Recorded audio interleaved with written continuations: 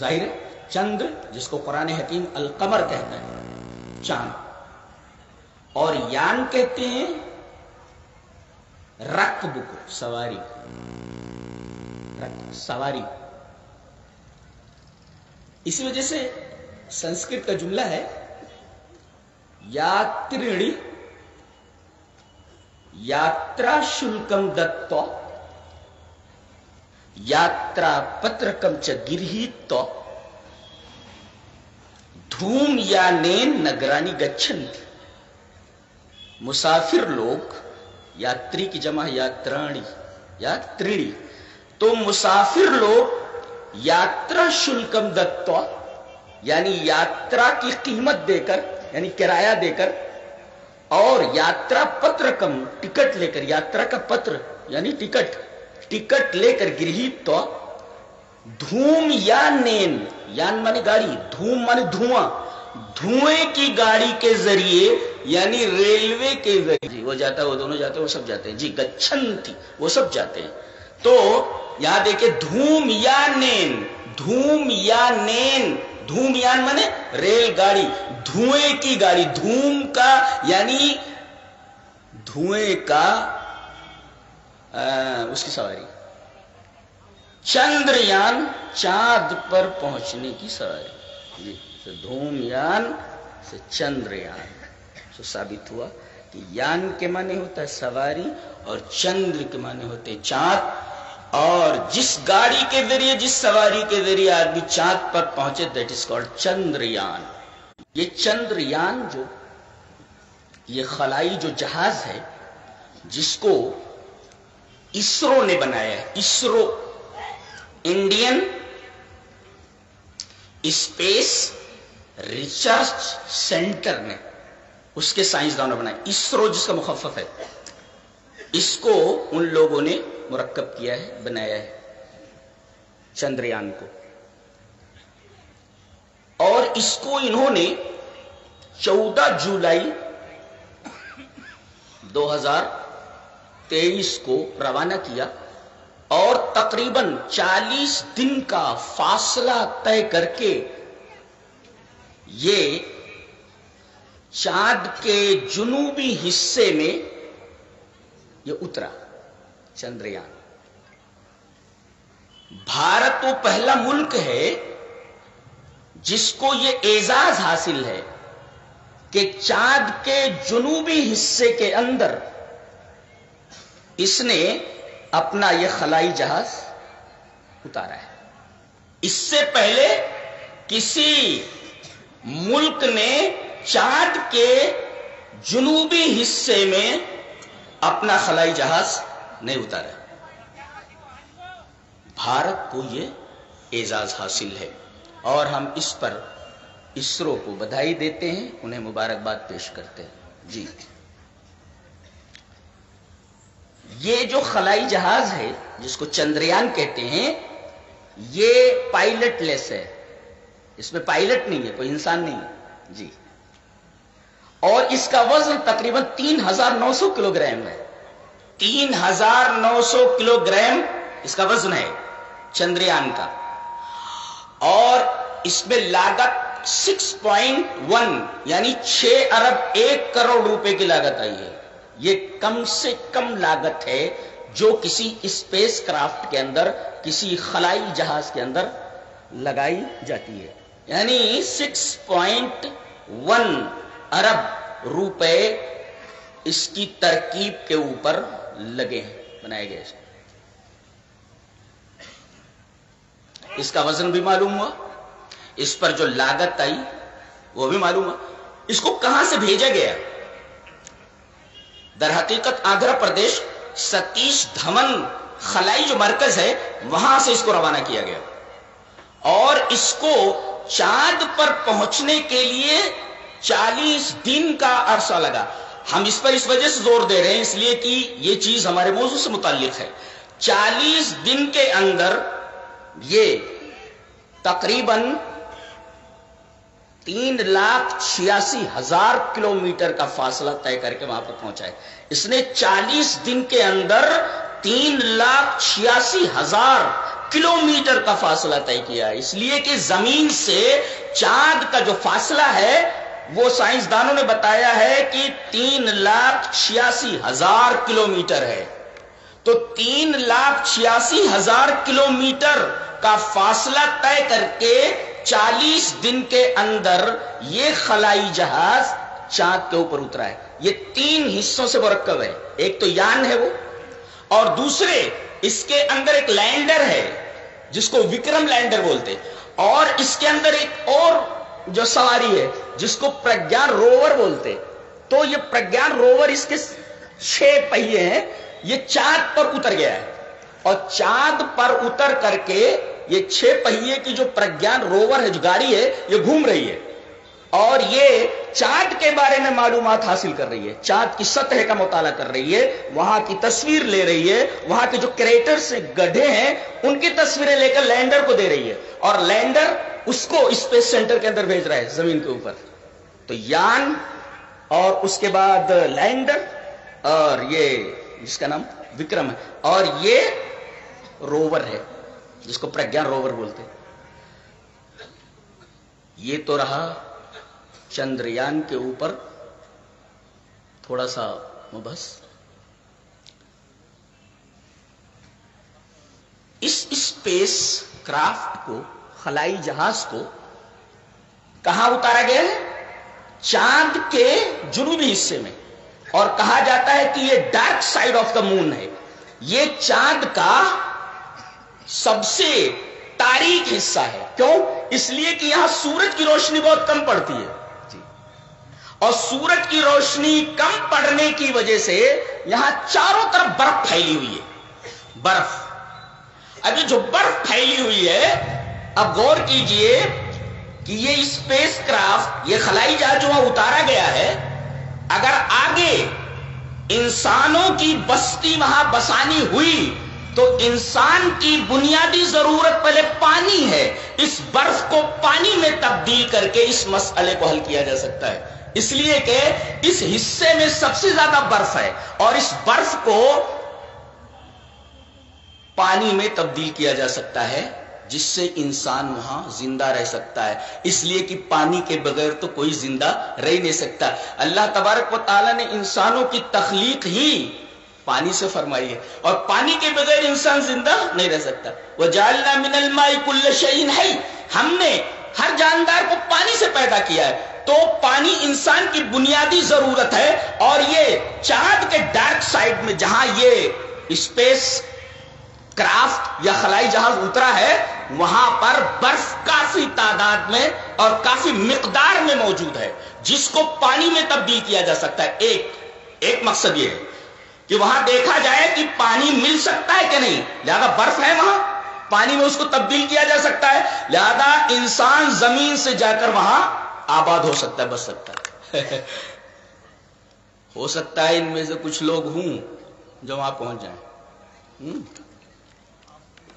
تو اب ایک مقصد تو یہ ہے پانی تلاش کرنا، پانی مل گیا۔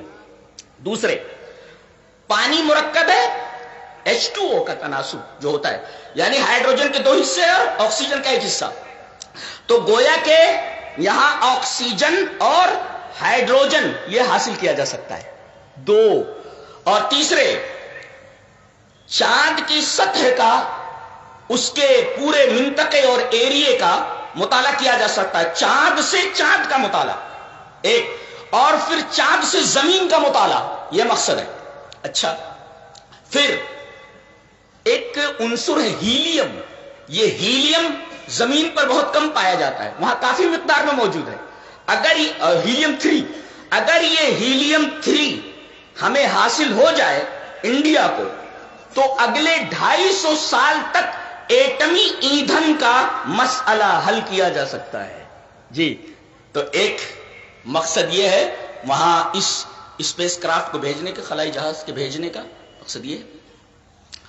اور اگر وہاں انسان آباد ہو جائے تو پھر آدمی وہاں سے فیول لے کر کے، جیسے انڈیا سے کسی ایئر بیس سے ہوائی جہاز اڑا، اس کا فیول ختم ہو گیا، ایندھن ختم ہوا، تو آگے جا کر یہ کہیں فیول لیتا ہے، پھر اس کے بعد وہ آگے بڑھتا ہے. تو ایسے یہ جو چندریان گیا ہے وہاں پہنچا ہے، اگر وہاں فیول اسٹیشن بنایا جا سکتا ہو، ممکن ہو، تو پھر وہاں سے ایک دوسری گاڑی فیول لے کر کے یہ سورج کے پاس پہنچ سکتی ہے اور سورج کے ارد گرد کا گہرا مطالعہ کر سکتی ہے. اس لیے کہ زمین سے 15 لاکھ کلومیٹر سورج ہے، یہاں سے سورج کا مطالعہ نہیں کیا جا سکتا، بلکہ اس کے قریب پہنچ کر سورج کا مطالعہ کیا جا سکتا ہے. اور عجیب بات تو یہ ہے کہ اللہ تبارک و تعالی نے جہاں قمر کا تذکرہ فرمایا، پورے قرآن حکیم میں 27 مرتبہ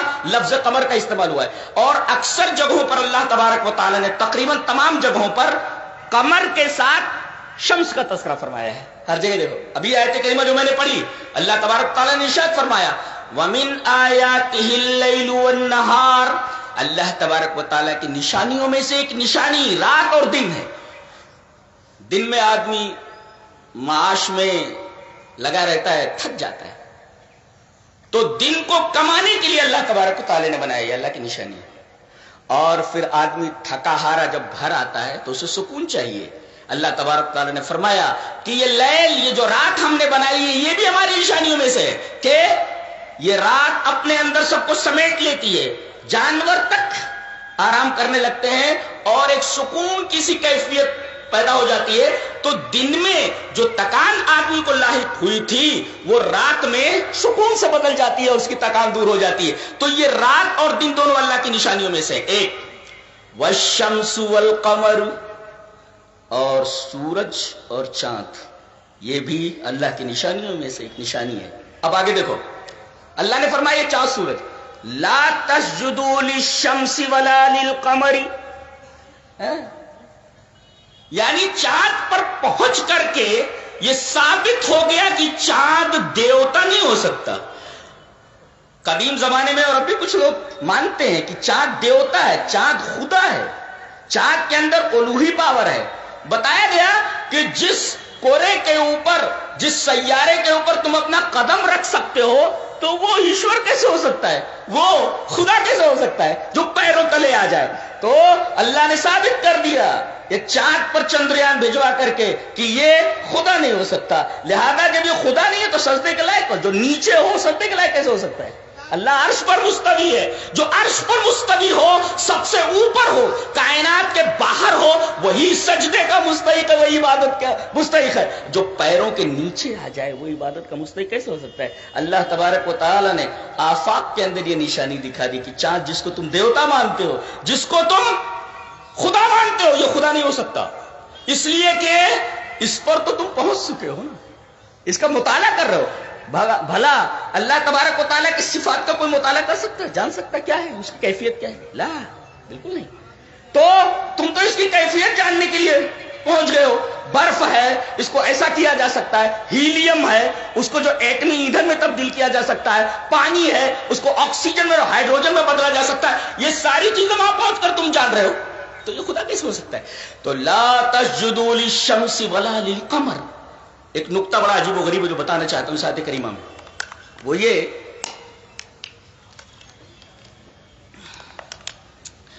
لا تسجدوا للشمس ولا للقمر،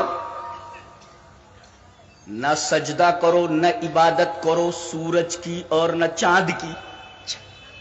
کیوں؟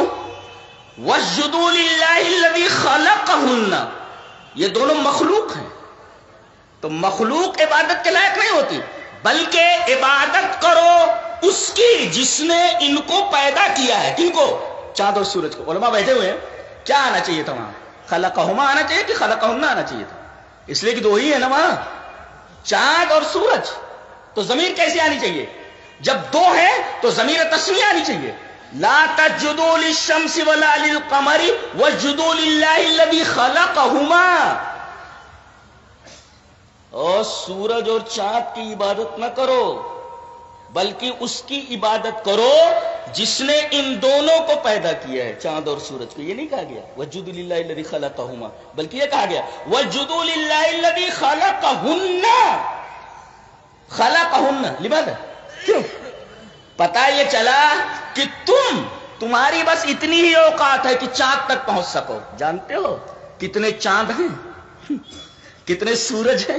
یہ ایک ہی چاند نہیں ہے. خلقہن, تم تو ایک چاند کے پیچھے پڑے ہوئے ہو. ہم نے تو اللہ اکبر. اور ہم جب گیلیکسی کو دیکھتے ہیں, اپنی گیلیکسی, اپنی کہکشاں, جس کو ملکی وے کہا جاتا ہے, اپنی کہکشاں. اپنی کہکشاں ہم اس وجہ سے کہتے ہیں اس لیے کہ اس کہکشانی نظام میں ہماری زمین بھی داخل ہے, اور ہماری زمین ایک سیارہ ہے, اور ظاہر ہے کہ ہماری زمین جو ایک سیارہ ہے اس کے اندر ایک ہی چاند ہے جی, اور ایک ہی سورج ہے. اور اس گیلیکسی میں جس میں ہماری زمین شامل ہے, جس گیلیکسی کو ہم ملکی وے کہتے ہیں, تقریباً اس میں 10 ارب, اللہ اکبر, 10 ارب سیارے ہیں.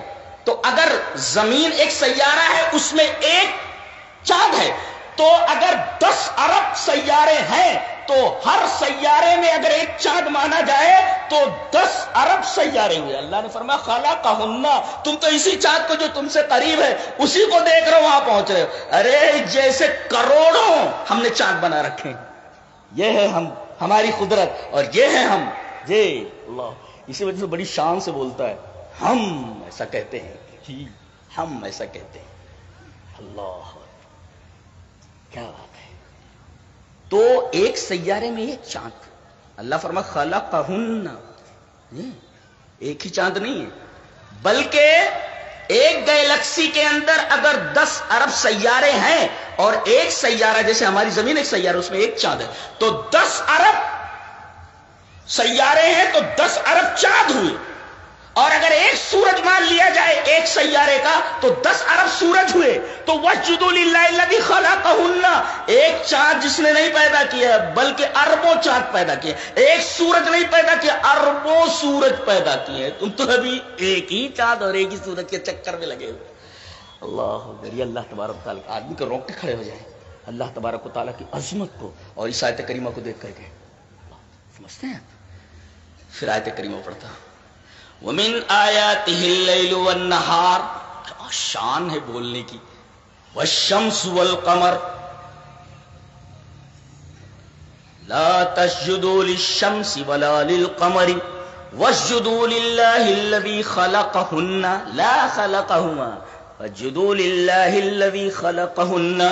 ایسے اربوں چاند میں نے بنا رکھے ہیں اربوں سیاروں کے اوپر, اور ایسے ہی اربوں, سائنسدانوں نے کہا ہے کہ 300 ارب سورج ہیں. 300 ارب سورج ایک کے چکر میں پڑے ہوئے, اور کہتے ہو کہ میں بہت تیر مار لیا. تم تو کہتے ہو یہ چاند ہے, ہم چاند تک پہنچ گئے. قرآن حکیم کہتا ہے ایسے اربوں چاند ہیں جی. یہ قرآن حکیم ہے, یہ اسلام ہے.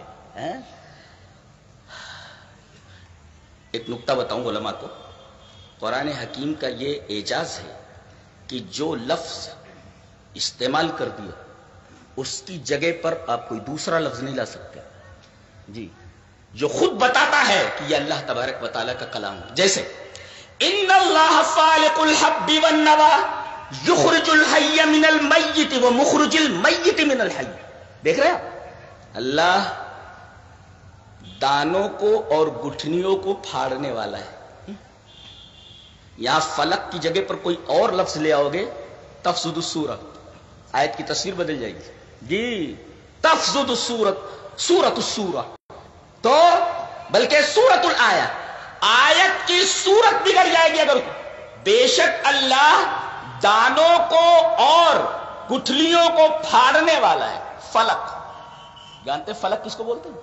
یا یہ لایا جا سکتا ان اللہ مفجر الحب والنوى, مشتت الحب والنوى, کچھ بھی لایا جا سکتا تھا, لیکن فالق لائے. فالق کا مطلب ہوتا ہے کہ ینقسم الشیء الی شطرین, کوئی چیز دو حصوں میں. گیہوں دیکھ رہے, گیہوں دیکھو ذرا سا, بیچ میں تھوڑی سی ایسی جگہ خالی رہتی ہے نا, ایسے اس کے 2 حصے ہوتے ہیں. ایسے اس کو زمین میں ڈالو تو ایک ٹکڑا ادھر پھٹ کر ہو جاتا ہے اور ایک ٹکڑا ادھر سے پھٹ جاتا ہے, اور بیچ سے وہ کوپل نکلتی ہے. دیکھ رہے ہیں؟ اسی وجہ سے وہ جو موسیٰ علیہ السلام کے لیے دریا پھٹا تھا, وہاں اللہ نے یہ لفظ استعمال فرمایا ہے, ہاں فنفلق، دریا پھٹ گیا، فکان کالطود العظیم، فکان کل فرق کالطود العظیم، دو فرقے ہوئے، ایک فرقہ ادھر گیا اور ایک فرقہ ادھر، اور بیچ میں راستہ بن گیا۔ جانتے ہیں ابن تیمیہ نے کیا استدلال فرمایا ہے؟ کیا باریک بات ہے، اللہ اکبر۔ وہ کہتے ہیں کہ اس میں اللہ تبارک و تعالی کے وجود کی دلیل ہے، اللہ کے وجود کی دلیل ہے، اور اس میں باس بادل موت کی دلیل ہے، فالق میں، لفظ فالق میں۔ کیوں؟ اس لیے کہ گیہوں کا یہ دانہ زمین میں آپ نے ڈال دیا، برابر، اس کے اندر بیچ میں ایک جو لائن رہتی ہے اسے جو الگ کرتی ہے دونوں شطر کو، دونوں حصوں کو، زمین میں آپ نے ڈال دیا اس کا، اوپر مٹی آ گئی ہے، مٹی آنے کے بعد یہ گیہوں کا دانہ سڑ جاتا ہے، سڑنے کے بعد ہری ہری کوپل نکلتی، گیہوں کا دانہ سڑ گیا ہے، سڑ گل گیا ہے زمین میں جانے کے بعد، اور جب وہ سڑ گل گیا تو اسی سڑے گلے گیہوں کے دانے سے ایک ہری کوپل نکلی، تو دیکھو یہ گیہوں مر گیا اور سڑ گل کر کے مٹی میں چلا گیا، اب جو چیز نکلی ہے وہ کیا ہے؟ بالکل نئی ہے، وہ یہ کوپل ہے، ہری ہے، وہ تو سڑ گل کر کے ختم ہو گیا۔ ایسے ہی تم جب زمین میں چلے جاؤ گے، سڑ گل جاؤ گے، تو ایسے ہی تمہیں ہم ایک نئی حیات دے کر کے زمین سے اٹھائیں گے۔ یہ ابن تیمیہ کا استدلال ہے، سمجھ میں آیا؟ بہت باریک استدلال ہے باس بادل موت پر۔ دانا زمین میں جانے کے بعد سڑ جاتا ہے، سڑنے کے بعد وہ کوپل نکلتی ہے، جب تک سڑتا نہیں تب تک کوپل نہیں نکلتی۔ ایسے ہی جب تم سڑ گل جاؤ گے تب تمہیں ایک نئی زندگی آتا۔ اور نقطہ یہ بتایا ابن تیمیہ نے کہ یہ دونوں حصے جب سڑ جاتے ہیں، ان کے بیچ سے جو نئی چیز نکلتی ہے پہلے سے اچھی ہوتی ہے، اس لیے کہ سڑی گلی چیز تو پرانی ہو گئی نا، اب جو نکلی ہے وہ نئی ہے۔ ایک چیز مر گئی ہے اور ایک چیز زندہ ہے، تو زندہ اور مردہ دونوں کیسے برابر ہو سکتے ہیں؟ احیاء اور اموات دونوں برابر کیسے ہو سکتے ہیں؟ یہ دانا تو سڑ گل گیا، اب جو کوپل نکلی ہے وہ نئی چیز ہے اور یہ اچھی ہے پہلے سے۔ ایسے ہی جب آدمی مرنے کے بعد اٹھایا جائے گا تو دنیا کی زندگی سے وہ حیات اور وہ زندگی بہتر ہوگی، اس لیے آخرت کی زندگی دنیا کی زندگی سے بہتر ہے۔ والآخرت خیر وابقا، یہ حقیقت بیان کی گئی کہ آخرت کی زندگی دنیا کی زندگی سے بہتر ہے، اس لیے کہ جب تک وہ دانا سڑتا نہیں تب تک کوپل نکلتی نہیں، تو ایک چیز سڑ گئی گل گئی، اب اس سے جو کوپل نکلی ہے یہ نئی چیز ہے۔ اب یہ دیکھو دریا پھٹا، ادھر ایک حصہ کھڑا ہو گیا پانی کا اور یہ دوسرا حصہ کھڑا ہو گیا پانی کا، بیچ میں کیا نکلا؟ راستہ، بیچ میں راستہ نکلا۔ اسی سے موسیٰ علیہ السلام بنی اسرائیل کو لے کر کے بحرے قلزم کے اس پار سے اس پار گئے۔ اب آپ سے میں پوچھتا ہوں کہ یہ جو کھڑا ہوا ہے پہاڑ کی طرح پانی کا یہ حصہ، اور یہ حصہ جو پہاڑ کی طرح کھڑا ہوا ہے، یہ بہتر ہے یا راستہ بہتر ہے؟ ان کو اگر چھوڑ دیا جائے تو کیا ہوا؟ وہ پیچھے جو آنے والے تھے وہ سب ڈوب گئے۔ یہ جو راستہ تھا یہ اچھا ہے پہلے سے، اسی وجہ سے آخرت کی زندگی جو پیدا ہوئی ہے ان دونوں کے بعد بیچ سے نکلی ہے وہ بہتر ہے پہلے سے۔ جی، جب تک پانی ملا ہوا تھا آدمی جائے گا تو ڈوب جائے گا، یہ پانی پھٹا دو حصوں میں، فنفلق، دو حصوں میں پھٹا، اور ایک تیسری چیز نکلی جو زندگی ہے، اسی سے بچ کر کے نکلے، اسی راستے سے۔ اگر وہ راستہ نہ ملتا تو آدمی ڈوب جاتا، جیسے کہ پیچھے آنے والے فرعون کے ساتھ سب ڈوب گئے فرعون کے ساتھ۔ اللہ، تو یہ جو بیچ سے چیز نکلی ہے یہ اہم ہے، یہ در حقیقت حقیقی زندگی ہے یہ۔ اللہ اکبر، ان اللہ۔ اچھا، حب اور نوا، ایک ہے دانا اور ایک ہے گٹھلی، ان دونوں میں فرق کیا ہے؟ دانا یوزرا و یوکل، زمین میں بویا بھی جاتا ہے کھایا بھی جاتا ہے، والنوا والنوا یزرا ولا یوکل، کھایا نہیں جاتا، وہ بویا جاتا ہے اس کو. ان دونوں میں فرق ہے. ان اللہ فالق الحب والنوا، دانے کو کھایا بھی جاتا ہے اور بویا بھی جاتا ہے، اور گٹھلی کو بویا جاتا ہے، لا یوکل کھایا نہیں جاتا. اللہ تبارک. ایسے ہی سورج اور چاند ہیں. سورج اور چاند میں فرق یہ ہے کہ سورج کی جو روشنی ہے وہ اس کے اندر سے نکلتی ہے جی، اور اس سورج کی روشنی میں حرارت ہوتی ہے، اور چاند کے اندر جو روشنی ہے وہ اندر سے نہیں نکلتی بلکہ سورج کی روشنی اس پر منعکس ہوتی ہے، وہ اس کی روشنی نہیں ہے، اور یہ روشنی گرم نہیں ہے، حرارت نہیں ہے. لہذا اس میں دو چیزیں ہیں، چاند میں ایک ہی چیز ہے. چاند میں خالی روشنی ہے جو اس کے اندر اس کی نہیں ہے، اور سورج کے اندر روشنی بھی ہے اور حرارت بھی ہے. یہ فرق ہے سورج اور چاند میں جی. والشمس والقمر، قرآن حکیم کا بیان. اللہ ان اللہ فالق الحب والنوا، دانوں کو پھاڑنے والا ہے، والنوا، اور گٹھلیوں کو پھاڑنے والا ہے. اب آگے دیکھیں علماء، دیکھیں آگے کیا کہتا ہے. یخرج الحی من المیت، وہ زندہ کو نکالتا ہے مردے سے. فعل کون سا لائے گا؟ مضارع ہے نا. اور وہ مخرج المیت من الحی، مخرج کیا ہے؟ یہ فعل مضارع نہیں ہے، فاعل ہے وہ.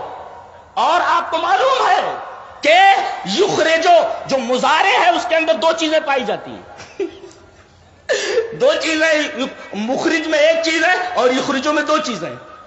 یخرجو میں دو چیزیں ہیں، ایک تو ہے تجدد اور ایک ہے استمرار. نہیں سمجھے؟ سمجھاتا ہوں، سمجھاؤں. تجدد کہتے کیسے، استمرار کس کو کہتے؟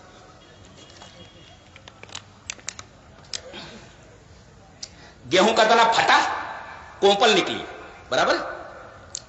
یہ اتنی بڑی تھی، اتنی بڑی، اب یہ اتنی بڑی ہو رہی ہے. نیا پن ہوا کہ نہیں؟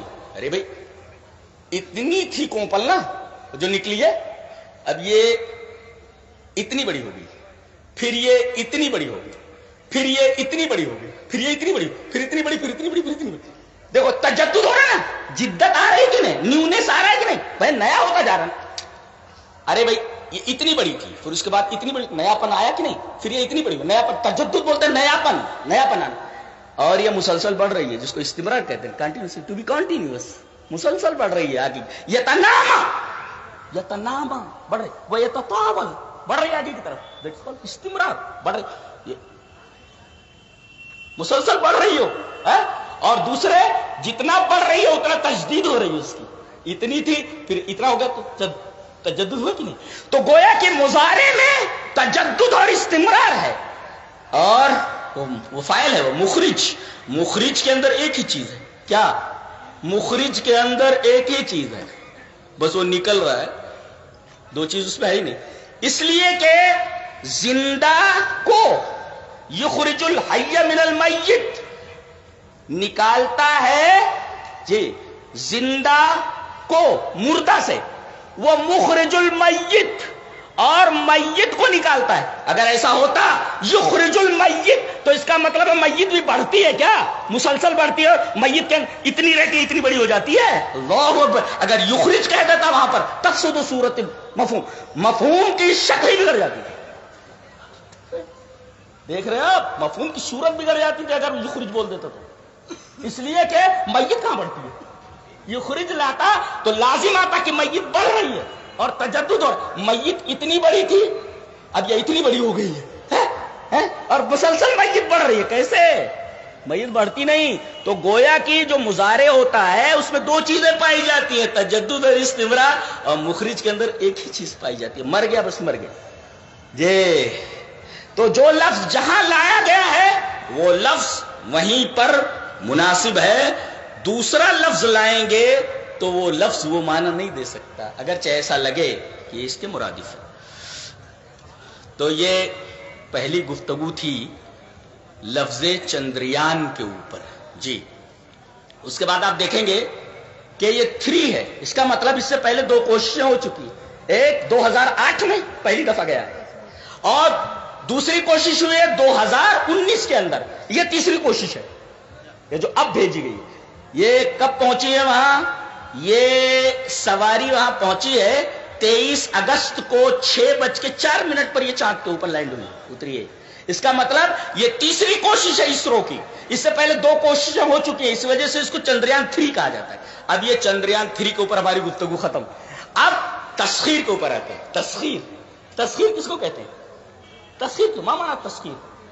تسخیر کہتے ہیں شغلہ بلا اجر, کام پر لگا دینا اور پیسے نہ لینا. اللہ تبارک و تعالی نے سورج کو مسخر کر دیا ہے, وہ ہم کو روشنی دیتا ہے, ہماری کھیتیاں پکاتا ہے اور طرح طرح کے اس سے فائدے ہیں. بتاؤ سورج کی جو یہ روشنی ہمیں مل رہی ہے, کیا مہینے بھر بعد یا سال بھر کے بعد کوئی بل آتا ہے؟ لا. تو سخرہ کا مطلب ہے شغلہ بلا اجر, بلا اجر کے اللہ تبارک و تعالی نے کام پر لگا دیا ہے. اور ایک بات ہے, انسان کہے میں نے تسخیر کیا ہے, انسان کی صفت تسخیر نہیں ہے, یہ صرف اللہ کی صفت ہے تسخیر کرنا. انسان تسخیر نہیں کر سکتا. جی صرف اللہ تسخیر کرتا ہے. جی وہی کام پر لگاتا ہے اور جب تک وہ چاہے تب تک کام پر وہ چیز لگی رہتی ہے, اور اگر چاہے تو کام پر سے ہٹا کر کے دوسرے کام پر لگا دے. نہیں لگایا اللہ نے. یہ ہوا کو اللہ تبارک و تعالی نے کام پر لگایا ہوا ہے کہ تم انسان کی ناک سے اس کے پیٹ میں جاؤ اور پھر باہر نکلو. یہ اللہ تبارک و تعالی نے ہوا کو قانون دے رکھا ہے. اچھا, لیکن اللہ تعالی نے اسی ہوا کو قوم عاد کے اوپر مسلط کر دے. دیکھیں سخرها علیہم 7 لیال و 8 ایام, اللہ تبارک و تعالی نے اس ہوا کو 7 دن اور 8 رات تک قوم عاد کے اوپر مسلط کر دیا اور پوری کی پوری بستی تباہ ہو گئی. اب دیکھیے, اگر انسان کے اندر تسخیر کی اوقات ہوتی تو ہوا کو اپنے قبضے میں رکھتا اور ہوا کو کنٹرول سے باہر نہ جانے دیتا. اس کا مطلب ہے اللہ تبارک و تعالی نے مسخر کیا ہوا, آپ صرف فائدہ اٹھا سکتے ہیں, آپ صرف فائدہ اٹھا سکتے ہیں. یہ مطلب ہے تسخیر کا.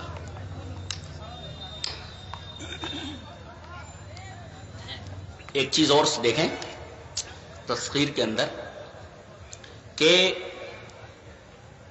اللہ نے اس کو کام پر لگا دیا ہے اور آپ اس سے کام لے رہے ہیں. اس تسخیر کو, کام پر لگا دینے کو, در حقیقت ایک قانون دیا ہوا ہے, اسی کو تسخیر کہتے ہیں. قانون دیا ہوا ہے. یہ قانون ہر چیز کے اندر موجود ہے. سائنسداں کوئی چیز پیدا نہیں کرتا اور نہ کسی چیز کو فنا کرتا ہے, بلکہ اسی قانون تک پہنچتا ہے. مثلا اللہ تبارک و تعالی نے فرمایا کہ ہم نے کشتیوں کو تمہارے لیے مسخر کر دیا. اللہ الذی سخر لکم الفلک, اللہ تبارک و تعالی نے تمہارے لیے کشتیوں کو مسخر کر دیا ہے. کیا ہے مسخر کر دینے کا؟ وہاں ایک لا ہے, قانون ہے. کیا کہ جب کوئی چیز پانی کے اوپر ڈالی جاتی ہے, پانی پر ڈالی جاتی ہے تو پانی اس کو اچھالتا ہے, جس کو کہتے ہیں بوائنسی. یہ قانون اللہ تبارک تعالی نے دیا ہے. تسخیر کا مطلب ایک قانون دیا ہوا ہے, اس قانون کے خلاف نہیں ہوتا. اسی وجہ سے بوائنسی کی تعریف کی گئی ہے کہ the upward pressure by any fluid on a body, partly or wholly, immersed therein, it is equal to the weight of the fluid displaced. کوئی چیز اگر پانی کے اوپر ڈالی جائے تو وہ پانی کو ہٹاتی ہے, اور جتنا پانی ہٹتا ہے اسی کے بقدر نیچے سے اوپر کی طرف پریشر ہوتا ہے اور کشتی یہ پانی کے اوپر چلنے لگتی ہے. ورنہ اتنا وزندار جہاز اور اتنی وزندار کشتی وہ سطح آپ کے اوپر رہ نہیں سکتی, وہ تو ڈوب جائے گی. تو اللہ تبارک و تعالی نے قانون دیا ہوا ہے کہ جتنا پانی ہٹائے اتنا پانی اوپر کو پریشر دے تاکہ جہاز اس پر, کشتی سطح آپ کے اوپر موجود رہے. یہ قانون ہے, اس کو کہتے ہیں تسخیر. انسان تسخیر نہیں کر سکتا ہے. اللہ تبارک و تعالی نے تسخیر کی نسبت اپنی طرف کی ہے. پورا قرآن میں آپ دیکھ لیجئے, وَسَخَّرَ لَكُمُ اللَّيْلَ وَالنَّهَارَ. اسی طریقے سے آپ دیکھیں وَسَخَّرَ لَكُمُ الشَّمْسَ وَالْقَمَرَ دَائِبَيْنِ وَسَخَّرَ لَكُمُ اللَّيْلَ وَالنَّهَارَ. کہیں بھی یہ نہیں کہا کہ انسان مسخر کر سکتا ہے. انسان مسخر نہیں کر سکتا کسی چیز, انسان کے لیے مسخر. جی اچھا، اللہ تبارک و تعالی کی سخاوت دیکھیے کہ اس نے کائنات کو انسانوں کے لیے مسخر کر دیا ہے، پوری کائنات۔ کس لیے؟ یہ دلیل ہے کہ وہ کتنا سخی ہے۔ جی کائنات کا مطلب سمجھیے تو تسخیر کا مطلب سمجھ میں آتا ہے۔ کائنات کس کو بولتے ہیں؟ الکون عبارت عن کل وجود ما عدا وجود سبحانہ وتعالی۔ اللہ تبارک و تعالی کے وجود کے علاوہ کائنات میں جتنے بھی وجود ہیں، جتنی بھی چیزیں ہیں، سب کائنات ہیں اللہ کو چھوڑ کر کے۔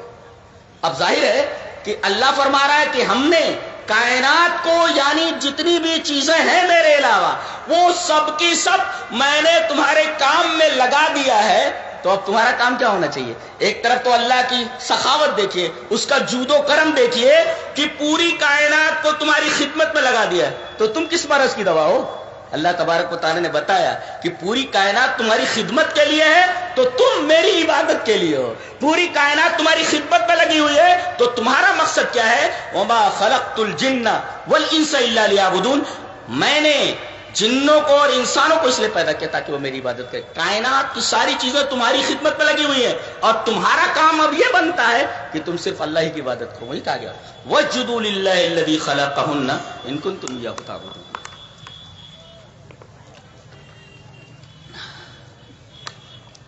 تو تسخیر کا مطلب بھی سمجھ میں آ گیا، اور الکون کائنات کا مطلب بھی سمجھ میں آ گیا۔ اللہ تبارک و تعالی نے کائنات کو ہمارے لیے مسخر کیا ہوا ہے۔ مفسرین یہ لکھتے ہیں کہ یہ اللہ تبارک و تعالی کی سخاوت اور اس کے جود و کرم کی دلیل ہے، اور دوسرے یہ کہ انسان کوئی چیز مسخر نہیں کر سکتا۔ اگر انسان کوئی چیز مسخر کر سکتا تو وہ چیز اس کے لیے نقصان دہ نہیں ہوتی۔ ایک چیز اور ذہن میں رکھیں کہ سائنس اور قرآن میں کوئی ٹکراؤ نہیں ہے، اس لیے کہ اللہ تبارک و تعالی قرآن یہ کسی بھی انسانی ایجاد کی نفی نہیں کرتا، لیکن شرط یہ ہے کہ وہ ایجاد انسان کے فائدے کے لیے ہو۔ اگر وہ کوئی چیز ایجاد کرتا ہے اور اس میں انسانیت کے لیے کوئی ضرر ہو تو ایسی ایجاد کی نفی کرتا ہے۔ اب دیکھو، غور و فکر کرنے کے بعد سائنسدانوں نے امریکہ کے ایٹم بم بنا لیا، اور 6 اگست کو 1945 میں انہوں نے اس بم کو ہیروشیما کے اوپر ڈال دیا۔ جانتے ہیں کتنے آدمی مارے گئے؟ تقریباً 2,20,000 سے لے کر کے 2,40,000 تک کے درمیان لوگ موت کے گھاٹ اتر گئے۔ ایسی ایجاد کی قرآن نفی کرتا ہے، اور کسی بھی ایسی ایجاد کی نفی نہیں کرتا بلکہ اس کی ہمت افزائی کرتا ہے جو انسان کے نفع کے لیے ہو۔ اگر انسان چاند کے اوپر بستی بسانا چاہتا ہے تو قرآن ممانعت کہاں کرتا ہے؟ کہیں بھی قرآن میں نہیں کہا گیا کہ انسان سورج کے پاس نہیں جا سکتا، سورج کا مطالعہ نہیں کر سکتا، کہیں یہ نہیں کہا گیا کہ انسان چاند پر نہیں پہنچ سکتا، بلکہ آپ دیکھیں گے کہ اشارات اتنے ہیں۔ میں ایک اشارہ دیتا ہوں، چلیے وہ حدیث پہلے پڑھ لیتے ہیں۔ حدیث اس طرح کہ وان انس رضی اللہ تعالیٰ عنہ، وان انس بن مالک رضی اللہ تعالیٰ عنہ ان اہل مکہ سألوا النبی صلی اللہ علیہ وسلم ان یریہم آیۃ فاراہم القمر شقتین حتی رأوا حراء بینہما، رواہ البخاری فی کتاب المناقب۔ حضرت امام بخاری رحمہ اللہ اس حدیث کو ایسے کتاب المناقب میں لائے۔ حضرت انس بن مالک کہتے ہیں کہ کچھ لوگ مکہ کے وہ آئے اور کہا کہ محمد صلی اللہ علیہ وسلم ہم آپ کو نبی مان لیں، لیکن نشانی دکھا دیجیے آپ کو کہ آپ نبی ہیں، بڑی نشانی ہونی چاہیے۔ نبی کریم صلی اللہ علیہ وسلم کے ہاتھ پر اللہ تعالیٰ نے معجزہ ظاہر کیا۔ ناقدین حدیث کہتے ہیں کہ یہ جو انگلی کا اشارہ ہے، یہ انگلی کے اشارے کی حدیث نہیں ملتی ہے، بلکہ اہل مکہ کے مطالبے پر نبی کریم صلی اللہ علیہ وسلم نے دعا فرمائی، تو چونکہ یہ واقعہ، یہ مطالبہ چاندنی رات کا تھا جی، اور चांदनी रात के अंदर देखा गया कि नबी करीम सल्लल्लाहु अलैहि वसल्लम से जो मुतालबा किया गया था कि आप निशानी दिखाइए, चांद दो टुकड़े हो गया। गोया एक हिस्सा एक तरफ चला गया और दूसरा हिस्सा दूसरी तरफ चला गया, और बीच में उन लोगों ने हेरा की पहाड़ी को देखा। हत्ता रअौ हेराअन बैनहुमा, यानी एक टुकड़ा चांद का ऐसा लगा कि ऐसे फट गया है, और एक टुकड़ा जबल अबू कुबैस के पहाड़ के ऊपर चला गया, और दूसरा टुकड़ा जबल क़यान के ऊपर पहुंच गया, और बीच में वो जो है हेरा का पहाड़ दिख रहा था। अब देखें कि यहां पर आप तो चांद पर पहुंचने की बात कर रहे हैं और आप गए हैं। हमारे नबी पर अल्लाह तबारक व तआला ने आपके हाथ पर ऐसा मोजज़ा जाहिर किया कि आज से 1400 साल पहले चांद को फाड़ दिया था आपने। ये चांद फट गया। आप तो वहां पहुंच रहे सब तलाश करने के लिए, ऑलरेडी ये चांद फट चुका है, और इसके फटने के कुछ आसार नासा के मुहक्किकीन ने, नासा के साइंसदानों ने बताया है कि ऐसा लगा हमें जैसे कोई चीज फट गई हो। अच्छा, कोई चीज फट जाए और फिर मिल जाए, जी है ऐसा कि थोड़ी देर के लिए कोई चीज फटे, और जो कशिश है कानून इंजज़ाब, इसलिए कि जैसे जमीन पर कशिश है वैसे चांद पर भी कशिश है। इतना है कि जमीन की जो कशिश है वो ज्यादा है, और चांद की जो कशिश है वो 6 गुना जमीन की कशिश से कम है, ज्यादा वहां भी कशिश है। अब ये दोनों तरफ फट करके चांद अलग हुआ, और फिर कानून इंजज़ाब ने दोनों को आपस में मिला दिया। इसमें कोई इस्तेहाला नहीं है, कोई मुहाल बात नहीं है। अल्लाह तबारक तआला ने मौजूदा, तो तुम अभी पहुंच रहे हो। नबी करीम सल्लल्लाहु अलैहि वसल्लम ने तो 1400 साल पहले ये दिखा दिया कि ये देखो चांद फट रहा है, अलग एक हिस्सा जा रहा है और एक हिस्सा इस तरफ जा रहा है, और बीच में हेरा की पहाड़ी दिखाई दे रही है। और ये हदीस तकरीबन 10 सहाबे किराम से मरवी है जी, और बाज लोगों ने कहा है कि ये हदीस मुतवातिर है, तवातुर के साथ साबित है कि चांद फट चुका है जी, चांद फट चुका है। और इससे बड़ी बात, कुरान हकीम कहता है तुम कहां तक पहुंचे? चांद तक पहुंचो। मेरे नबी कहां पहुंचे जी? और अजीब बात तो ये उस सवारी का नाम भी बुराक है जी। तुम्हारे पास ही ईंधन क्या है? कोई होगा तेल वेल कुछ है जो चंद्रयान में लगाया गया, लेकिन फरमाया गया सुब्हानल्लज़ी अस्रा बिअब्दिही लैलन मिनल मस्जिदिल हराम इलल मस्जिदिल अक्सा। एक सफर में 2 सफर, एक सफर मक्का से बैतुल मक़दिस तक, एक सफर इसरा, और दूसरा सफर बैतुल मक़दिस से लेकर आसमानों तक। और एक नुक्ता और याद रखो, तुम कहां तक पहुंचे हो? तुम तो 7 आसमानों के नीचे हो। अरे पहले आसमान में दाखिल होने के लिए अल्लाह की इजाजत चाहिए, बगैर अल्लाह की इजाजत के कोई दाखिल नहीं हो सकता। हजरत जिब्राइल जब मोहम्मद सल्लल्लाहु अलैहि वसल्लम के साथ गए तो दरवाजा पहले खटखटाया, आवाज आई पीछे से, भी दरवाजा खुला नहीं जे, पीछे से आवाज आई, कौन? कहा कि जिब्राइल। कहा कि वो मोहम्मद, तुम्हारे साथ कौन? बोले मोहम्मद। कहा कि बुलाए गए? जी हाँ बुलाए गए। तब दरवाजा खुला। बताइए, फरिश्ते से पूछा जा रहा है कि कौन हो तुम? बोले जिब्राइल हूं। उन्हें अपना तारुफ कराना पड़ा, और जो खड़े हुए दरवाजा खोलने के लिए, और पूछा जा रहा है ये कौन है, तुम्हारे साथ कौन है? बोले मोहम्मद है सल्लल्लाहु अलैहि वसल्लम। कहा बुलाए गए हैं? जी हाँ बुलाए गए। तब दरवाजा खुला। अरे जब फरिश्ता बगैर इजाजत के दाखिल नहीं हो सकता तो तुम पहले आसमान में कैसे दाखिल हो सकते? 7 आसमान के पहले आसमानों में दाखिल नहीं हो सकते, तो तुम कहां गए? सैयारों पर गए हो।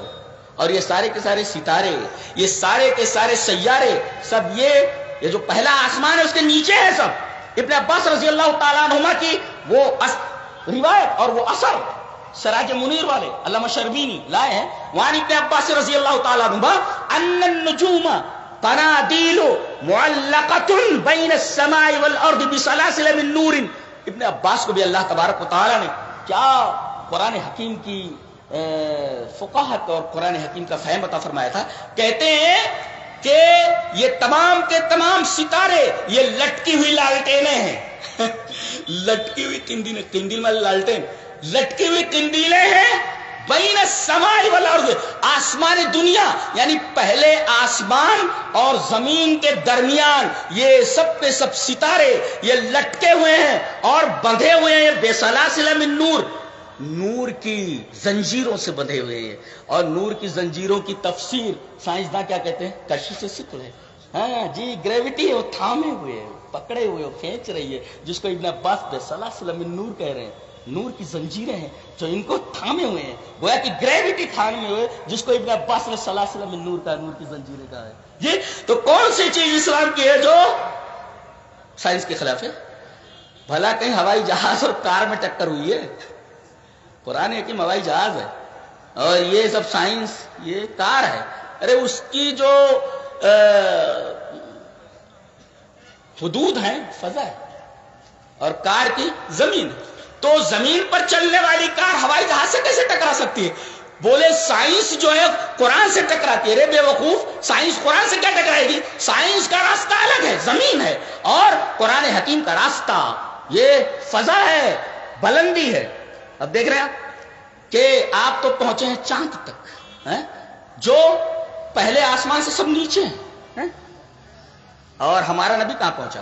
وہ پہلے دروازے کو کھولوا دیا گیا، پہلے آسمان پر گیا، دوسرے آسمان پر پہنچے، وہاں کا دروازہ کھلوایا گیا، دوسرے آسمان پر پہنچے۔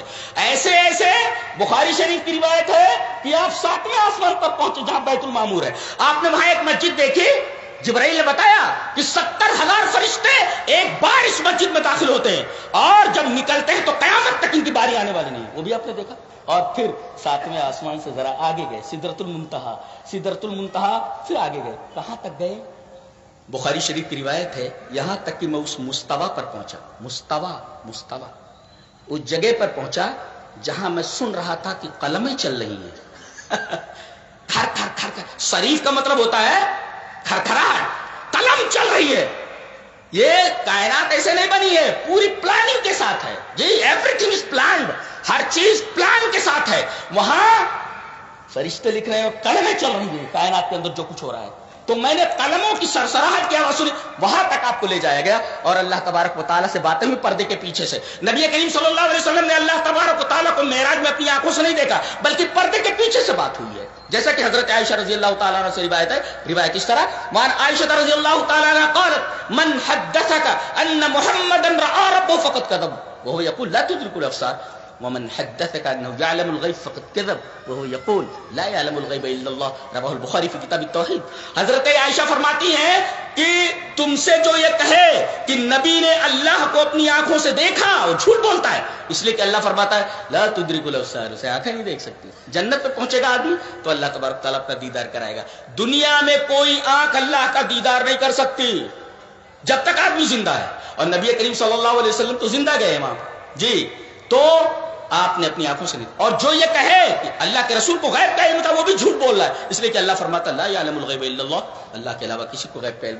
تو ہم یہ کہہ رہے تھے کہ آپ تو چاند پر پہنچے ہیں، میرے نبی نے پہلے چاند کو ٹکڑے کیا اللہ کے حکم سے جی، اور چاند کا ٹکڑا کر کے 2 ٹکڑے کر کے بتایا، معجزہ نہیں ہوا۔ اور اس کے بعد جب اللہ تبارک و تعالیٰ، اچھا تم پہنچے کب؟ 40 دن لگے نا، کتنا فاصلہ طے کرنے میں؟ 3,80,000 کلومیٹر کا فاصلہ طے کرتے۔ سورج کتنی دور ہے؟ 15 لاکھ کلومیٹر۔ پھر آگے، پھر پہلا آسمان، پھر دوسرا آسمان، طبق در طبق ہے، پتہ نہیں کتنا فاصلہ ہے، اور کتنے اس میں طے ہوا رات کے ایک حصے میں۔ علماء دیکھیں کہ اللیل جب آتا ہے الف لام داخل ہوتا ہے، پوری رات مراد ہوتی ہے، اور جب نکرہ ہے تو رات کا ایک حصہ مراد ہوتا ہے۔ اللہ تبارک تعالیٰ نے اللیل نہیں کہا، پوری رات نہیں لگی بلکہ رات کا کچھ حصہ لگا۔ سبحان الذی اسری بعبدہ لیلا، رات کا کچھ حصہ لگا، رات کے کچھ حصے کے اندر یہ پورا نظام کہکشانی پورا طے کرنے کے بعد پہلا آسمان، دوسرا آسمان، تیسرا آسمان، چوتھا آسمان، اور ملاقاتیں بھی ہو رہی ہیں۔ 7واں آسمان حضرت ابراہیم علیہ السلام سے ملاقات ہو رہی ہے، اور فوق السماء السابعہ، 7ویں آسمان کے اوپر آپ گئے، اور اس کے بعد آپ نے قلموں کی سرسراہٹ کی آواز سنی۔ قرآن حکیم کہتا ہے تم تو یہیں تک پہنچے، چاند پر پہنچ کر کے تم بہت خوش ہو رہے ہو، میرا نبی تو اتنی دور پہنچا کہ آدمی سوچ بھی نہیں سکتا اتنی بلندی پر جانے کے لیے جی۔ تو جہاں تک سائنس کا معاملہ ہے، سائنس ابھی بہت معمولی، بہت ہی قرآن حکیم کے آگے طفل مکتب بھی نہیں ہے۔ اور تم رفتار کی بات کرتے ہو، کس رفتار سے گئے ہوگے؟ قرآن حکیم رفتار بتاتا ہے کہ رفتار دیکھو، رفتار کس کو کہتے ہیں؟ کہا حضرت سلیمان علیہ السلام نے کہ وہ سبا کی جو رانی ہے، شہر سبا کی، اس کو یہاں فلسطین میں لانا ہے جی، فلسطین میں لانا ہے۔ جانتے فلسطین کا اور اس کا سبا کا فاصلہ کیا ہے؟ بعض لوگوں نے کہا کہ 1500 کلومیٹر اور بعض لوگوں نے کہا کہ 2000 کلومیٹر. حضرت سلیمان علیہ السلام بیت المقدس انہوں نے بنایا. یہودی اس پر قبضہ کر رہے بیچارے. ہماری ہے ہماری. تو نبی کریم صلی اللہ علیہ وسلم نے جب وہاں نماز پڑھا دی تو مسلمانوں کا قبلہ ہے وہ. اور پہلا قبلہ تو وہی تھا. جی ہماری ہے وہ مسجد. تمہاری کیسے ہوئی؟ تم تو مغضوب علیہم ہو. تمہاری اوقات کیا ہے کہ تم اس مسجد کو کہو کہ ہماری مسجد ہے؟ تم تو مغضوب علیہم ہو. جی. تو نبی کریم صلی اللہ علیہ وسلم پہلے مکہ سے بیت المقدس آئے. یہ زمین سے زمین کا سفر ہے. پھر اس کے بعد بیت المقدس سے آسمان، دوسرا آسمان، تیسرا. اتنی بلندی پر کوئی جا سکتا ہے؟ اللہ. اور ایک نکتہ اور جانتے ہیں، اس بلندی کے اوپر سب سے اہم چیز کیا دی گئی ہے؟ نماز. اور پہلے اس بلندی کے موافق 50 وقت کی دی گئی.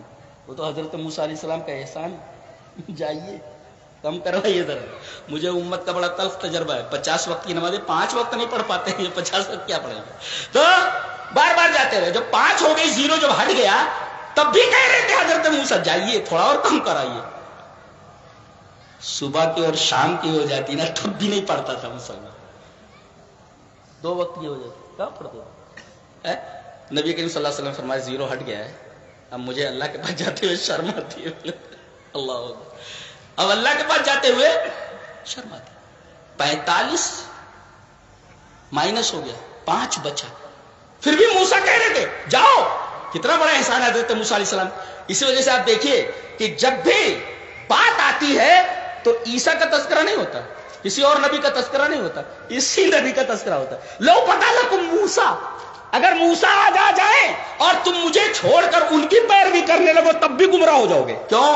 اس لیے کہ پورے انبیاء بنی اسرائیل کا سب سے معزز نبی، بہت بڑا عالم ہے یہ، بہت بڑا. اور معلوم تھا ہی نہیں کہ میں بہت بڑا عالم ہوں. ان کو معلوم ہی تھا.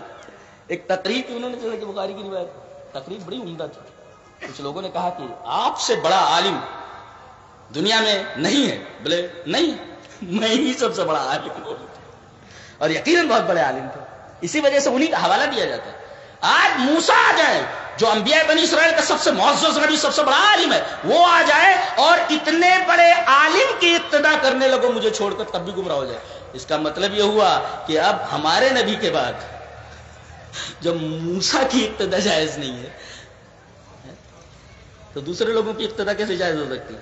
جی یہ ایسا. تو یہ حضرت سلیمان علیہ السلام نے بنوائے تھے. اور ایک نکتہ اور بتاؤں، تسخیر جو ہوتی ہے نا، ایک عام ہے ہم لوگوں کے لیے، اور ایک خاص تسخیر ہے. خاص تسخیر کس کے لیے؟ حضرت سلیمان علیہ السلام کے لیے. ہوا کو مسخر، فسخرنا له الريح تجری بامره حيث اشاء. وہاں نہ پیٹرول لگ رہا ہے اور نہ کوئی اس کے اندر فیول لینا پڑ رہا ہے. اللہ تعالیٰ نے فرمایا ہم نے ہوا کو مسخر کر دیا تھا اور یہ رخاءً بڑی آسانی کے ساتھ لے کر چلتی تھی. یہ رخان کیوں لائے گا؟ ہوائی جہاز پر بیٹھے ہوئے تخت پر اور ہوا مسخر ہے، تخت کو لے کر جا رہی. رخاءً کا کیا مطلب ہوا؟ بڑی نرمی کے ساتھ.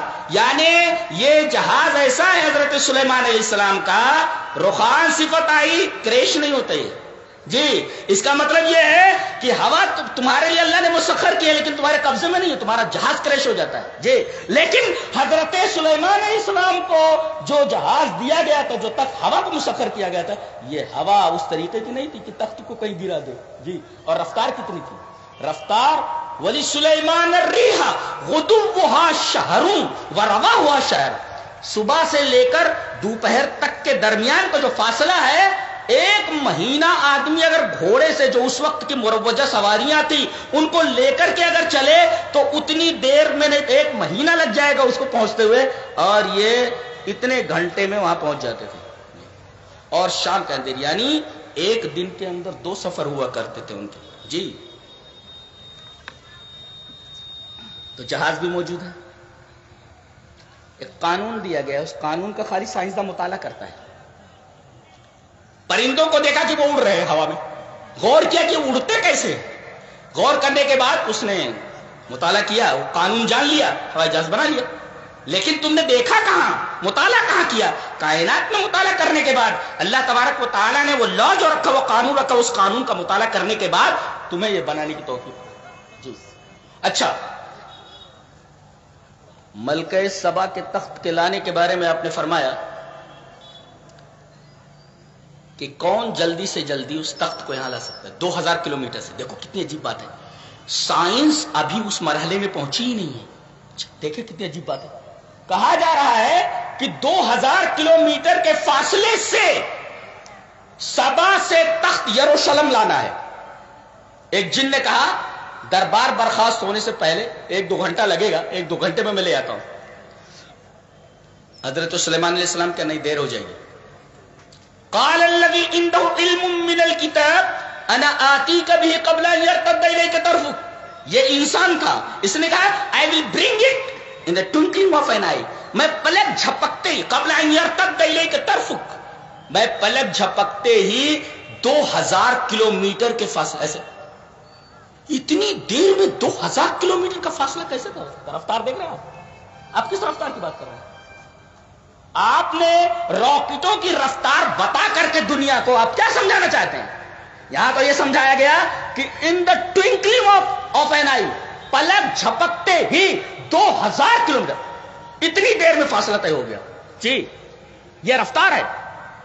اور فلما رآہ مستقرا عندہ، حضرت سلیمان علیہ السلام نے دیکھا کہ پلک جھپکتے ہی وہ تخت سامنے رکھا ہوا کھڑا ہے۔ فلما راہ مستقر عندہ، ان کے پاس ہی مستقر ہے، کھڑا ہے وہ۔ یہ کیسے ہوا؟ سائنسداں اس کی یہی تعویل کرے گا کہ میٹر جو ہوتا ہے، میٹر اس لیے کہ یہ میٹر ہے یہ۔ اب اس کو ہزاروں میل کے فاصلے پر بھیجنے کے لیے پہلا کام یہ کرنا ہے کہ اس کو انرجی میں تبدیل کرو، پہلے اس کو انرجی بناؤ پہلے۔ تو گویا کہ میٹر کو انرجی میں تبدیل کیا گیا پورے تخت کو، اور چھوٹا موٹا تخت تھوڑی تھا۔ وہ حدود نے بتایا کہ عرش عظیم بہت بڑا تخت ہے، یہ چھوٹا موٹا نہیں ہے۔ حدود نے کیا رپورٹ دی تھی کہ یہ ملکہ سبا جس تخت کے اوپر بیٹھتی ہے وہ چھوٹا موٹا تخت نہیں ہے، عرش عظیم بہت بڑا تخت ہے۔ اس بڑے تخت کو 2000 کلومیٹر کے فاصلے سے لانے کے لیے ایک لمحہ لگا، اور ایک لمحے میں 2000 کلومیٹر کا فاصلہ طے ہو گیا، جو قرآن حکیم رفتار بتاتا ہے۔ آدمی کو پہلے یقین نہیں آتا ہوگا کہ ایسا کیسے ہو سکتا ہے، لیکن اب یہ بات ثابت ہو چکی ہے کہ اتنی رفتار کسی سواری کی ہو سکتی ہے۔ تو کیسے ہوا؟ آج صرف ہزاروں کلومیٹر کے فاصلے سے صرف تصویر آتی ہے، انرجی آتی ہے، میٹر نہیں آتا۔ آپ کا بیٹا امریکہ میں اگر وہ بھیجے تو خود نہیں آتا، وہ اس کی تصویر آتی ہے جو انرجی ہے، خود نہیں آتا، وہ تو میٹر ہے، وہ میٹر نہیں آتا۔ لیکن 1 سیکنڈ کے اندر اس کی تصویر جو انرجی ہے وہ آپ کے پاس پہنچ جاتی ہے۔ تو گویا کہ اشارہ یہ ہوا کہ پہلے وہ تخت جو اتنا بڑا تھا اس کو انرجی میں تبدیل کیا گیا، اور انرجی میں تبدیل کرنے کے بعد جلدی سے فاصلہ طے کیا گیا ایک لمحے، پھر جیسے کھڑا ہوا وہاں آ کر کے اس کو پھر میٹر میں تبدیل کر دیا گیا۔ سائنس پہنچ سکتی ہے کیا جو قرآن حکیم نے بتایا؟ سائنس حیران ہے کہ کیسے ہو سکتا ہے، لیکن قرآن حکیم نے بتایا اٹ از پاسبل۔ یعنی ایک چیز کو آپ کنورٹ کر سکتے ہیں انرجی میں، اور انرجی کو جہاں تک آپ کو لے جانا ہوا وہاں پہنچتی ہے، آپ پھر اس کو میٹر میں تبدیل کر دیں۔ سائنس اس مقام تک اب تک نہیں پہنچی ہے جہاں قرآن پہنچ چکا ہے۔ تو قرآن ویسے سائنس کی کتاب نہیں ہے، جغرافیہ کی کتاب نہیں ہے، بلکہ قرآن حکیم ہدایت کی کتاب ہے۔ اس سے ہمیں پتہ یہ چلتا ہے کہ اللہ کی مرضیت کیا ہے، اللہ کی نامرضیت کیا ہے، اللہ چاہتا کیا ہے، کس چیز سے راضی ہے اور کس چیز سے ناخوش ہوتا ہے۔ یہ کتاب ہمیں جنت میں پہنچنے کا راستہ بتاتی ہے، اور یہ بتاتی ہے کہ اگر اس راستے کو چھوڑو گے جو ہم نے بتایا ہے کہ یہ جنت کا راستہ ہے تو تم جہنم میں چلے جاؤ گے۔ یہ کتاب اس لیے، اب کوئی یہ پوچھے یار قرآن اتنی بڑی کتاب ہے اے مسلمانوں، تو قرآن میں راکٹ بنانے کا، قرآن میں جو ہے اسپیس کرافٹ بنانے کا، قرآن حکیم میں میزائل بنانے کا یہ طریقہ کیوں نہیں بیان کیا گیا؟ ایک سے ایک ڈشز بنانے کا طریقہ کیوں نہیں بتایا گیا؟ اس کا جواب یہ ہے کہ اللہ تبارک تعالیٰ بار بار کہتا ہے کسی چیز کو بیان کرنے کے بعد افلا تعقلون، کیا تمہارے پاس عقل نہیں ہے؟ اس کے بعد اس کا مطلب یہ ہوا کہ جو چیز نہیں بتائی گئی وہ تمہارے عقل میں فیڈ کر دی گئی ہے، جی فیڈ کر دی گئی ہے۔ تو جو چیز فیڈ ہے تمہارے دماغ میں، تمہارا دماغ وہ کام کر سکتا ہے، قرآن میں اس کے ذکر کرنے کی ضرورت ہی نہیں تھی، اس لیے کہ وہ چیز تمہارے دماغ میں فیڈ ہے، تمہارا دماغ بھی کر سکتا ہے، لہذا قرآن حکیم نہیں بتلایا۔ اب مرنے کے بعد کیا ہونے والا ہے کیسے بتائے گا؟ میٹر کیسے بتائے گا؟ تو قرآن بتائے گی کہ مرنے کے بعد کیا ہوتا ہے، جنت کیا ہے، جہنم کیا ہے، یہ ساری چیزیں. اچھا آدمی تو ابھی یہاں تک پہنچا چاند تک، ابھی ڈھونڈ رہا ہے پانی کہاں ہے، ابھی ڈھونڈ رہا ہے ہیلیم کتنا ملے گا، ابھی ڈھونڈ رہا ہے کہ اس کو فیول اسٹیشن کیسے بنایا جائے. میرا نبی تو جنت دیکھ چکا ہے، جہنم دیکھ چکا ہے. جہنم کے اندر سزائیں کیا ہیں اس کی مثالیں بتا دی گئی کہ ایسا ایسا ہے. جنت میں آپ داخل ہوئے، یہاں تک کہ حضرت بلال کی چپل کی آواز، جوتے کی آواز سنائی دے رہی ہے. آپ تو وہاں تک داخل ہو گئے، آپ نے وہاں کا بھی نظارہ فرمایا. تو اتنا آگے نکل جانا، سائنس تو اس کے بارے میں سوچ بھی نہیں سکتی ہے، سائنس کے بارے میں سوچ بھی نہیں سکتی. لہذا قرآن حکیم اگرچہ سائنس کی کتاب نہیں ہے، لیکن اس میں تقریباً 1000 آیات کے اندر سائنسی حقائق کی طرف اشارہ ہے، سائنٹیفک فیکٹ کی طرف اشارہ ہے. جی. اور ایک بات تو میں نے بڑی عجیب و غریب پڑھی، وہ میں علماء کی اور پڑھے لکھے لوگوں کی نظر کرنا چاہتا ہوں، ان کے سامنے پیش کرنا چاہتا ہوں کہ ایک فلیکر کے اوپر سائنسدانوں کے گروپ نے لکھا ہے کہ universe, human and internet have similar structure. آپ اگر دیکھیں تو یہ پوری کائنات اور انسان کا دماغ، ہیومن برین، اور اسی طریقے سے انٹرنیٹ، یہ ایک ہی اسٹرکچر رکھتے ہیں. اور پھر مثال دیتا ہے وہ کہ ایک ہی اسٹرکچر کیسے ہے. یہ کہتے ہیں کہ ایک تصویر لی گئی ہے نظام کہکشانی کی، جس میں کروڑوں سیارے اور ستارے ہیں. تصویر ایک طرف رکھ دی گئی، یہ تصویر ہے کائنات کی، پورے خلائی دوربین سے تصویر لی گئی پوری کائنات کی، نظام کہکشانی ایک طرف رکھ دی. اور پھر انسانی برین کی تصویر لی گئی، جی انسانی برین کی، اور یہ پورے یونیورس کی تصویر ایک طرف اور انسانی برین کی تصویر ایک طرف، دونوں کو سائیڈ بائی سائیڈ رکھ دیا گیا. اس کے بعد سائنسداں سوال کرتا ہے، can you tell which image of brain cell and which is of the cosmos?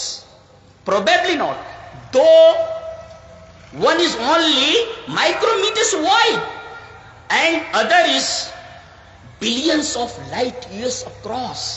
یہ تبصرہ ہے سائنسدانوں کا، سوال ہے، سوال کیا ہے کہ یہ دیکھو دونوں تصویریں ہیں، یہ کائنات کی تصویر ہے یونیورس کی، اور یہ انسانی دماغ کی ہے. اب بتاؤ کہ کون سی تصویر کائنات کی ہے؟ Which images of cosmos؟ کائنات کی تصویر کون سی ہے اور انسانی دماغ کی تصویر کون سی ہے؟ بتاؤ. بتا ہی نہیں سکتے، اس لیے کہ دونوں تصویریں ایک جیسی ہیں. پتہ یہ چلا کہ جس نے کائنات کو بنایا اس نے انسان کو بنایا، دونوں کا خالق ایک ہی ہے. جس نے کائنات کو بنایا، اسی وجہ سے کہا گیا کہ کائنات میں دو چیزیں ہیں، تین چیزیں ہیں. ایک تو یہ کہ یہ پرفیکٹ ہے، اس کے اندر کوئی نقص نہیں ہے، اور دوسرے کمپلیکس ہے، بہت پیچیدہ ہے، اور تیسرے کنیکٹ ہے.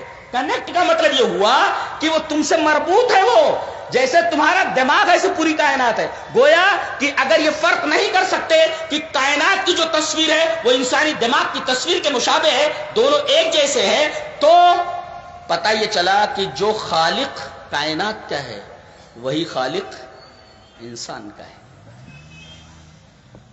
تو تم صرف کائنات کا مطالعہ کر کے اللہ کو کیوں بھولے ہو؟ یہ سوال کیا گیا ہے سائنسدانوں کی طرف سے کہ جب دونوں تصویروں میں فرق نہیں کر سکتے، اس کا مطلب یہ ہو کہ کائنات کا بنانے والا، اس کا جو کریٹر ہے، وہ بینی ہیومن بینگ، انسانوں کا بھی کریٹر ہے. دونوں کے درمیان کوئی فرق نہیں ہو سکتا، اور دونوں خالق کے بنائے ہوئے، ایک ہی بنانے والا، ایک ہی بنانے والا. یہ اللہ تبارک و تعالیٰ کے وجود کی بھی دلیل ہے، اور اللہ تبارک و تعالیٰ کے ایک ہونے کی دلیل ہے، اور اس بات کی بھی دلیل ہے کہ اللہ تبارک و تعالیٰ ہی عبادت کے لائق ہے. کائنات کی کوئی شے عبادت کے لائق نہیں.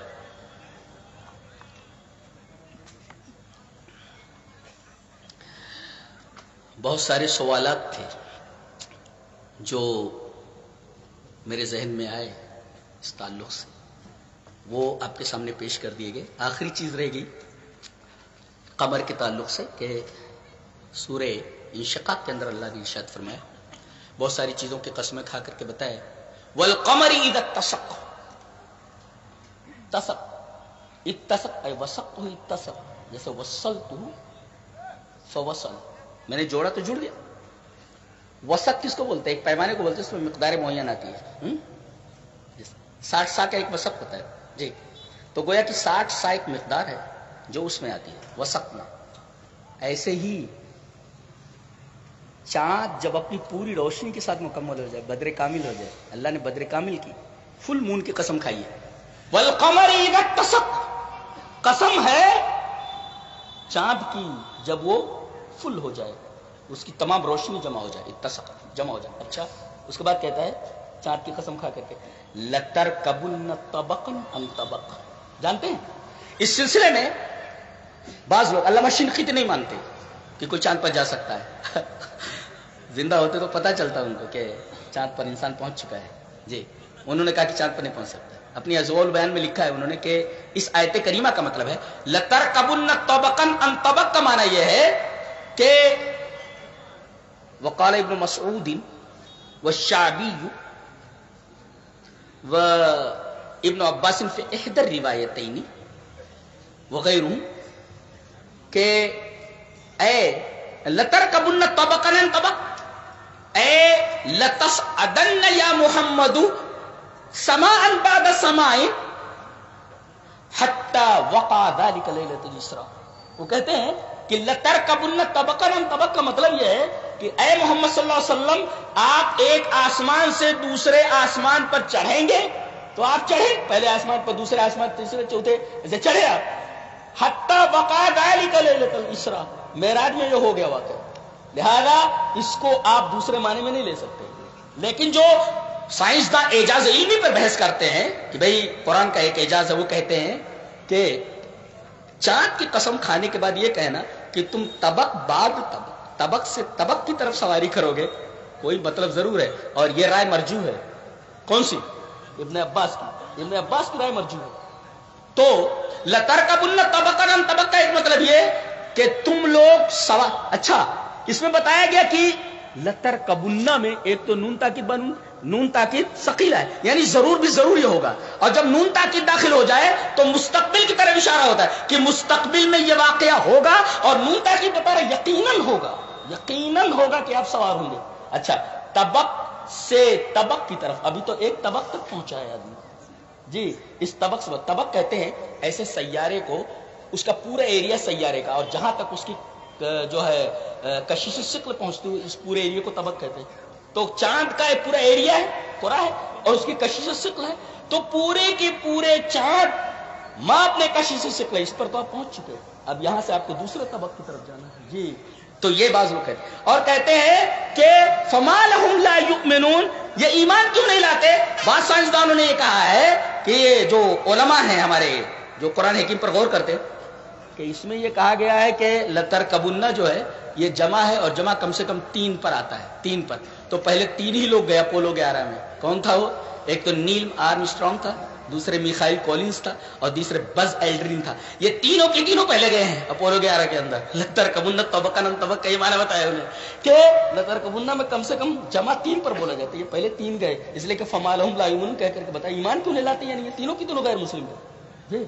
تو اشارات، تو قرآن حکیم تو واضح طور پر بتاتا نہیں بلکہ اشارہ کرتا ہے، اس لیے کہ اس کا مقصد دوسرا ہے، ہدایت ہے. سائنس بتانا نہیں ہے، لیکن اشارہ کر دیا. اگر الفاظ اس کا ساتھ دے رہا، الفاظ میں لچے تو مانا لیا جا سکتا ہے، کچھ بھی نہیں. یہ چند باتیں تھیں چندریان اور تسخیر کائنات کے بارے میں. اللہ سے دعا کرتے ہیں کہ اللہ تبارک تعالیٰ ہمیں نیک عمل اور اچھی سمجھ کی توفیق عطا فرمائے، اور ایسا عنوان مت دو کہ لوگوں کو سمجھ میں نہ آئے. اللہ ہمیں نیک عمل اور اچھی سمجھ کی توفیق عطا فرمائے. وآخر دعوانا الحمدللہ رب العالمین. جی یہ ایک صدائے کتاب و سنت کانفرنس ہے، کل ہے، موضوع حب رسول ہے، کلیا چک میں. جو حضرات آنا چاہیں آ سکتے ہیں.